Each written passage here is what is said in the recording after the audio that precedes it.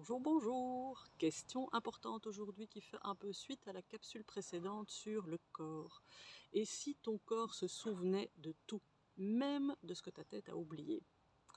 Alors on parle souvent de la mémoire mentale, d'événements, de souvenirs, mais il existe une autre mémoire, beaucoup plus subtile, plus intime, celle que ton corps porte en silence jusqu'à ce que chaque tension, chaque blocage, chaque douleur chronique peut être le reflet d'une émotion passée non exprimée, d'un choc intégré mais pas digéré. Est-ce que ça te parle?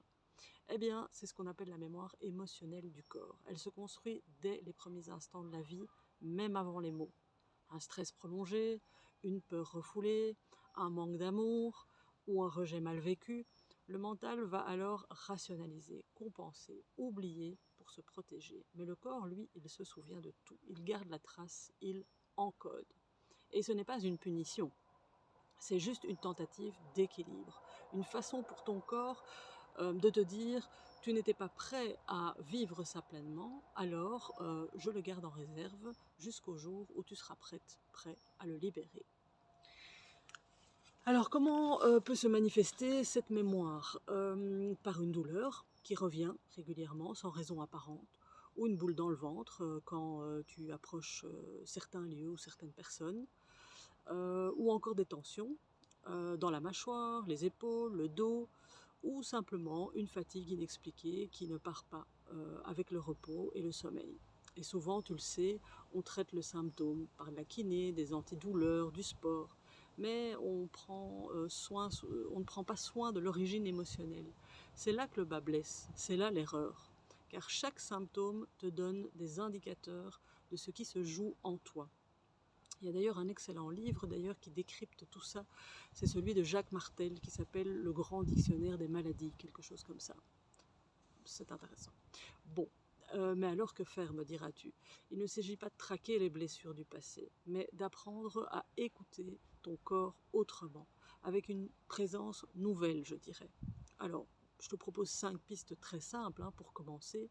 Premièrement, tu accueilles les tensions comme des messages, un peu comme les émotions, comme je te l'ai expliqué dans une précédente capsule.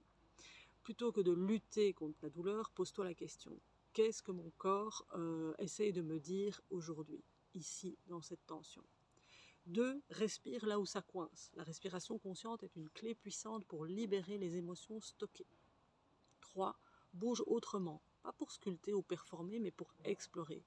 Danse libre, yoga doux, mouvement intuitif, plutôt que de suivre des protocoles. Parfois, le corps a juste besoin d'espace pour libérer ce qui s'est figé. Et si tu l'écoutes vraiment, il te dira en fait ce dont il a besoin. 4. Tu peux écrire ce que tu ressens dans ton corps, même si tu ne comprends pas. Mettre des mots, c'est déjà remettre de la conscience. Et puis, 5, je dirais, ose te faire accompagner. Certains vécus ont besoin d'un cadre sécurisant pour émerger et se transformer. Des thérapies corporelles, somatiques, énergétiques, il existe des approches puissantes et respectueuses de ces problématiques. En résumé, tu l'auras compris, ton corps est bien plus qu'un outil. C'est un précieux baromètre. Il ne triche pas, il ne dramatise pas. Il garde, il attend, il espère ta présence. Ce que tu peux donc faire aussi, c'est lui demander chaque jour, simplement en te connectant, de quoi as-tu besoin aujourd'hui? Qu'est-ce que tu veux me dire là, maintenant? Tu pourrais être surpris de ce qui remonte, ou soulagé de ce qui se relâche. Alors tu le sais, j'accompagne au niveau psychocorporel et énergétique, donc n'hésite pas à me contacter si tu en as l'élan ou le besoin. Et puis pour le reste, comme d'habitude, pense à liker la vidéo, partager à qui tu penses que ça pourrait intéresser. Belle journée!